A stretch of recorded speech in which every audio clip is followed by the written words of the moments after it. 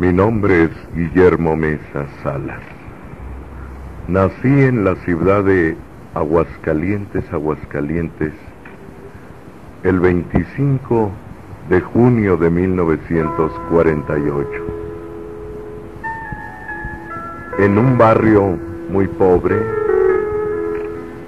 las vecindades de los ferrocarriles, rumbo a la colonia del Trabajo, en la parte oriente de la ciudad hidrocálida.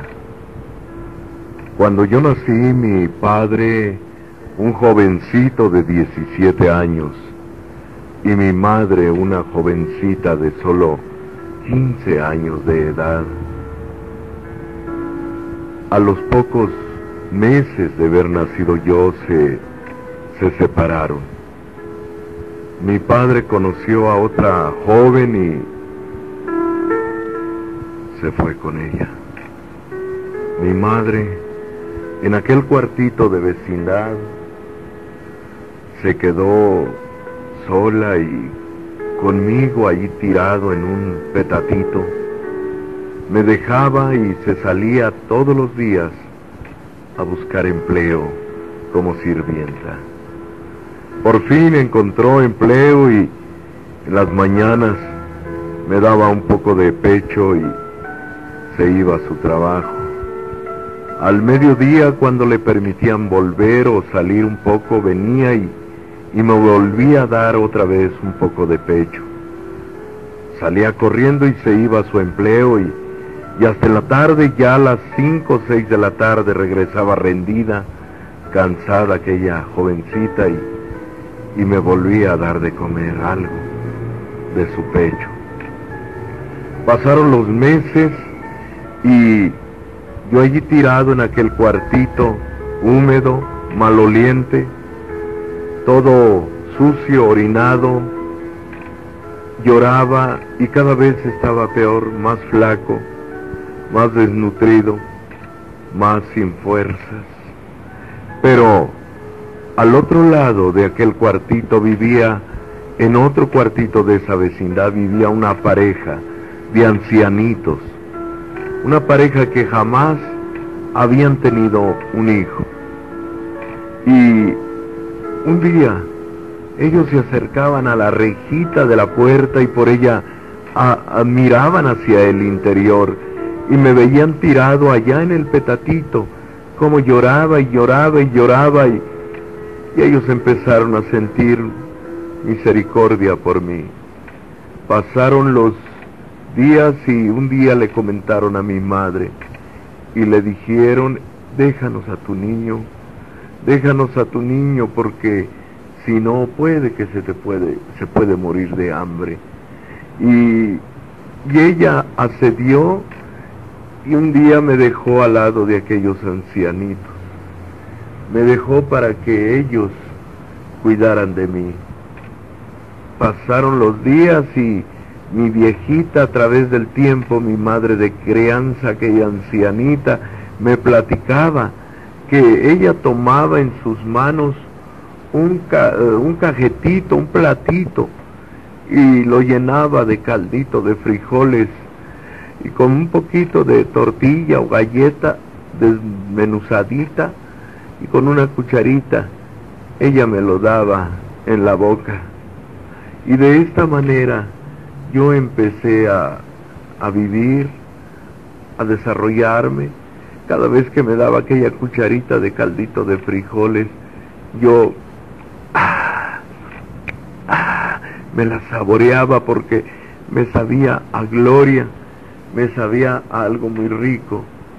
Tenía mucha hambre y la verdad me estaba muriendo de desnutrición, de hambre, estaba padeciendo mucho. Y aquella ancianita tomaba un poco de leche y me daban una lechita hervida con tecito, con algo de té, y en una botellita me lo daba a beber, y de esa manera, día tras día, me fui desarrollando, me fui desenvolviendo en el ambiente de la vida. Pasaron los meses, pasaron los años, Mi padre se había ido, había conocido a otra mujer, y mi madre, ya sin ningún problema de aquel muchachillo, consiguió también otro hombre que se fue ella a vivir con él. Y se alejaron de mí, y yo me quedé al lado de aquellos ancianitos que jamás habían tenido un hijo. Yo fui su único hijo y ellos fueron mis únicos padres. Pasaron el tiempo, pasaron los años, y llegó el tiempo en que fui a la escuela, me metieron a la escuela aquellos viejecitos, y ya en la escuela pues yo ahí estaba estudiando, era un niño pequeño, hacía los parvulitos, y lleno de amor por el estudio, amor por Dios, porque me lo inculcaban en la religión en que yo estaba. Yo me atraía mucho, primeramente, ser un sacerdote. Muy temprano estaba yo en la iglesia y asistía a la misa, y yo creía como niño que todo aquello era lo bello, lo hermoso. Me gustaba ver los cuadros de las imágenes, los monumentos, las estatuas.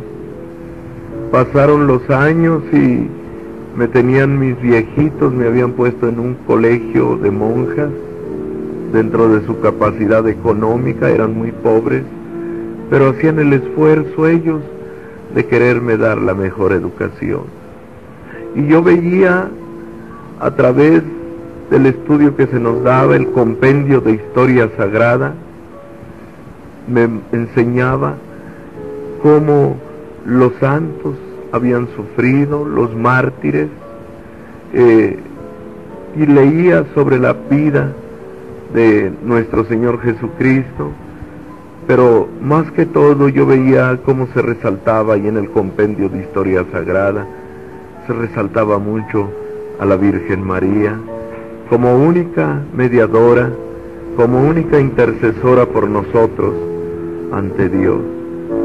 Y en los cantos en el colegio, cuando cantábamos la Virgen María está pidiendo al cielo que nos dé consuelo, no hay nada que temer, con sus manos juntitas, y todo aquello que se canta, y yo no sé, me llenaba de una emoción o un éxtasis, de mis ojos brotaban lágrimas, yo me sentía triste, me sentía solo, porque yo veía como todos mis compañeros de la escuela y del colegio tenían sus padres, tenían padres que iban por ellos, y por mí iba mi viejito, mi padre de crianza, pero lo veían y me preguntaban mis compañeros: ya vino tu abuelito por ti, ahí está, ¿por qué no viene tu padre a recogerte?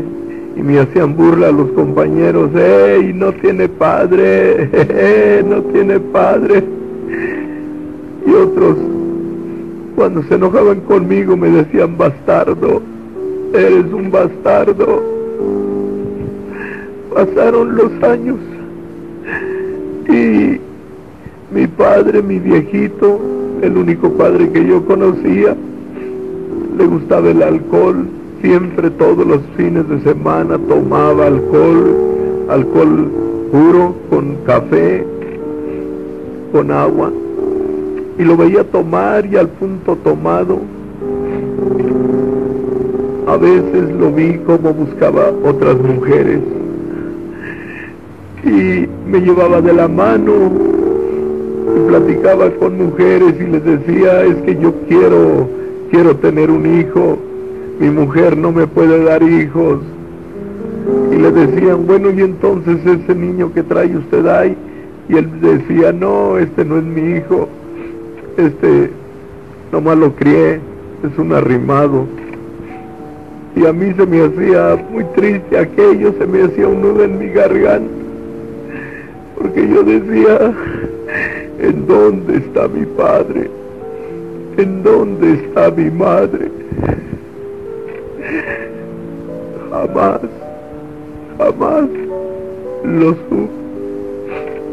Pasaron los años y empezaron a ir a la escuela artistas, magos, payasos, y cobraban 50 centavos por la función, y yo allí estaba pagando mi boleto y en primer lugar del patio de la escuela viendo la función, y me quedaba asombrado cuando yo veía cómo sacaban conejos, palomas, mascadas y todo eso que hacen los magos ilusionistas.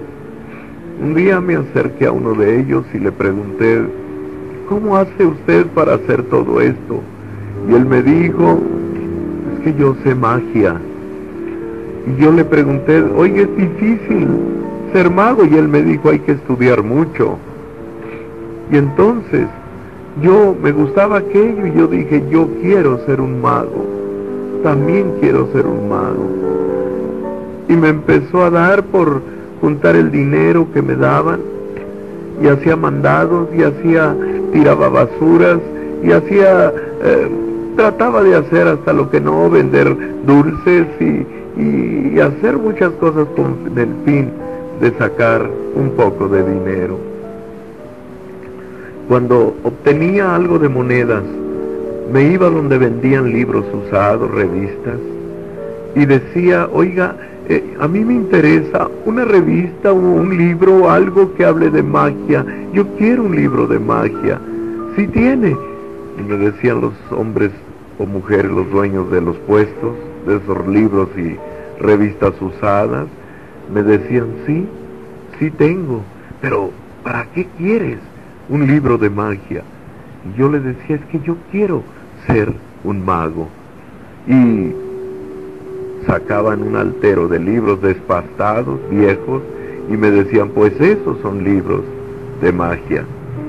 Y los empezaba yo a hojear y compraba lo que ajustaba con aquellas monedas, y corría a la casa con mis libros, y por allá me ponía escondidas a leerlos, porque quería aprender en secreto aquello para ser un gran mago ilusionista. Yo no sabía que se les llamaba ilusionistas, sabía que era mago nada más. Y leía los libros, pero a mis manos llegaron los más tremendos libros de brujería y hechicería, como el Grimorio, San Cipriano, las clavículas de Salomón, la gallina negra, el libro supremo de todas las magias, magia roja, negra, blanca, verde, todo aquello empezó a llegar a mis manos. Y con mi mente de niño ávida, deseoso de aprender, yo devoraba, leía hoja tras hoja, página tras página, devoraba aquellos libros. Y nunca encontré cómo aparecer palomas, mascadas, conejos, nada. En ello lo que encontraba eran los más terribles conjuros diabólicos, los medios para atar a la gente, los medios para conseguir mujeres, los medios para hacer riqueza, tantas cosas que decía allí, que yo jamás intenté, desde luego. Pero lo que me interesaba no venía.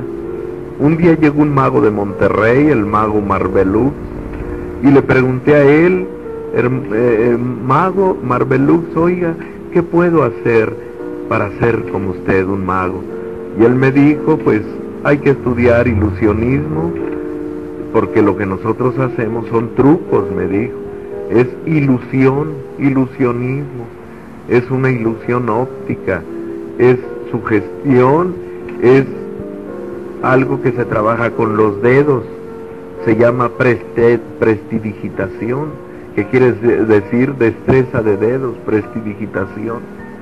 Y entonces él me dijo, yo tengo algunos aparatitos, te los puedo vender, Y yo le dije, yo tengo libros que he comprado y los he estudiado, pero no me sirven.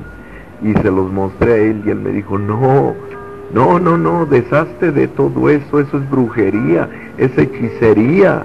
Allí no vas a aprender a hacer ilusionismo.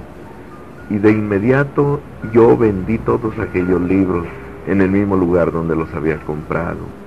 Y con el dinero y con otro poquito le compré a él algunos aparatitos para aparecer palomas, mascadas, conejos. Y empecé, teniendo la edad de 10 o 11 años, empecé a presentarme en la misma escuela en que yo estaba, ya como un mago ilusionista. Llegaron los festivales, llegaron el Día de las Madres, el Día del Niño, el Día del Padre, el Día del Maestro, y en la escuela seguido me pedían que yo me presentara con mis números de ilusionismo. Todo parecía un éxito, me sentía importante entre todos mis compañeros, todos me admiraban, las chicas del colegio, todos. Yo era la admiración de chicos y grandes, y pronto otras escuelas quisieron que yo fuera a presentarme, y cobraban la entrada y de ello me daban mi parte. Y pronto yo agarraba aquellas bolsitas con moneditas que yo ganaba y corría y se las llevaba a mi viejecita y le decía, mamita, tenga, vaya, compre bistec, vaya, traiga huevitos, compre lechita, compre carne para hacer un caldito. Yo ya estaba cansado de puros frijoles, sopa, chile, y quería algo mejorcito. Y mi viejita iba y compraba y quedaba dinero y yo le decía, compre ropa para usted, mamá, compre lo que quiera, ahora yo trabajo, ahora yo gano dinero. Y empecé a moverme y a ganar, y era un niño de 10, 11 años de edad, que yo me presentaba en escuelas, en festivales, en mítines políticos, en muchos lugares. Pronto, un día vino una enfermedad a mi viejecito, tal vez a causa del alcohol, se puso muy grave, y en la iglesia a la que yo asistía, buscaba en el sacerdote el apoyo, el consuelo, y él me dijo, ofrece una manda, ofrece penitencia a Dios o a un santo milagroso para que te haga el milagro y sane tu padre. Y yo le decía, ¿qué hago de penitencia? Y él me decía, pues lo que sea, pero algo que te duela, algo que te cueste trabajo, esfuerzo y dolor sobre de todo. Y para causarme dolor, buscaba yo abrojos del camino, espinas, y las metía en mis zapatos. Aquellas espinas se clavaban en mis pies hasta que tronaban y se quebraban, y se me quedaban atoradas y sangraban mis pies y me dolían. Y por más penitencia que hacía, me confesaba, comulgaba, me arrodillaba en la arena y pedía a los santos, a las imágenes que sanaran a mi viejito, y nunca encontré respuesta en todo aquello. Un día, alguien me dijo, mira, ve a aquel lugar, pero hay que ir de noche. Es un lugar allí van a curar a tu papá. Pero ve solo tú. Y fui. Era de noche y el lugar, llegué y toqué la puerta. Estaba semioscuro en el interior. Me pasaron y dijeron, qué valiente este niño. Me untaron unos perfumes o lociones, un aceite, y me pasaron al frente. Era un centro espiritista. Allí una mujer gorda estaba convulsionándose, movida por temblores, vestida de blanco, y era la medium, la materia, por la cual el espíritu del doctor José Charcot, según eso, se manifestaba. A través de ella, aquel espíritu me habló y me dijo que usara un agua con unas flores rojas y que se las diera a tomar a mis viejecitos. Lo empecé a hacer como me lo ordenaban y mi padre sanó porque así es los espíritus malignos de mentirosos. sanó y aparentemente todo estaba bien. Y yo creí que aquello era lo bueno, que aquello era de Dios, que aquello era real y verdadero, pero qué engañado estaba. Pasaron los días, pasaron los meses, y llegó el tiempo en que, cuando yo tenía 14 años de edad, había salido de la escuela primaria y murió mi viejecito. A los 3 meses o 4 meses después de su muerte, murió mi viejecita. Y yo me quedé solo en el mundo, sin padre, sin madre, y como dicen, sin perrito que le ladre. No había quien me tendiera la mano, estaba solo. Un día llegó un circo allí a esa ciudad y fui a buscar empleo en él porque yo ya no tenía dónde irme. Me habían echado de aquel lugar, de aquella vecindad. No había cosas, lo poco que había se lo robaron, se lo llevaron, y yo me fui en aquel circo. Me preguntaron los dueños del circo, los hermanos González del circo Mayar Hermanos, ¿qué sabes hacer? Y yo les dije, soy mago, y les mostré lo que hacía con mis números de ilusionismo. Tal vez por curiosidad o lo que sea, me llevaron y me presentaban como el mago más pequeño del mundo. Y pronto tenía el éxito, y pronto también se dieron cuenta los dueños del circo que tenía otra cualidad más, mi voz. Ellos les agradó y dijeron, queremos que seas el locutor del circo. Y a esa corta edad yo salía y anunciaba los números circenses. Cuando estaban en el trepe, allá en lo alto, caminando en aquel alambre, o en los trapecios, o en la cuerda floja, o con los números ecuestres, con los caballos ponis, los percherones, con los elefantes o el domador de los leones.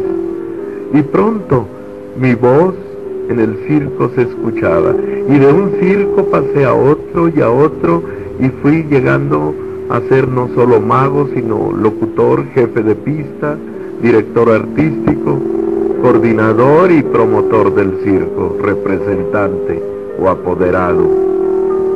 Todo aquello parecía un éxito tremendo en mi vida, pero pasaron los años y todo aquello me llevó a la conclusión de una soledad tremenda. Yo me sentía muy solo, vagando en los circos. Un día contemplé cómo murió Yanko Bells del circo Bells Hermanos, y cuando me enteré el por qué se había él quitado la vida, se aventó de lo alto de un hotel en Mazatlán, perdió su vida, y su hermana Polita nos comentó y nos dijo, tenía cáncer en el estómago, y no hubo quien lo sanara. Los médicos le dijeron que no había remedio, y él desesperado se quitó la vida. Eso fue lo terrible. Yo me quedé espantado, viendo como el dueño del circo, joven, bien parecido, dueño de camiones, de trailers, de toda una riqueza, juventud, talento, él solo se quitaba la vida a causa de un terrible mal, el cáncer. Pero me fui a México, 1968. Llegué a México y quise conseguir empleo. Fui a buscarlo por todos los medios, pero me pedían la cartilla. Y pronto me fui al campo militar número 1 en Lomas de Sotelo, allá en la Ciudad de México. Me interesaba la cartilla. El comandante de una corporación que estaba en formación, primer batallón de policía militar, el comandante coronel Edmundo Arriaga López, le conocían como el Chivo Arriaga, me dijo, no amigo, no mi amiguito, tú no te voy a dar de conscripto, vas a entrar, yo quiero que ingreses a la policía, a la corporación, te doy de alta y vas a ganar 33.50 diarios, vas a tener lugar para dormir, comida, ropa, seguro de vida, vacaciones, aguinaldo, servicio médico, todas las prestaciones. Y yo dije, me saqué la lotería. En el circo me pagaban 15 pesos. Pero era el año de 1968 y algo terrible venía. Se acercaban las Olimpiadas por primera vez en la Ciudad de México. El gobierno estaba bajo el mando del señor licenciado Gustavo Díaz Ordaz. El secretario de la Defensa, el general Marcelino García Barragán. Y el candidato a la presidencia, el licenciado Luis Echeverría Álvarez. El pueblo de México tenía problemas sociopolíticos. Las universidades, el Politécnico, las normales de maestros, y llegó la tarde fatídica, tremenda, triste, lamentable, del 2 de octubre de 1968, en la Plaza de las Tres Culturas, en Tlatelolco.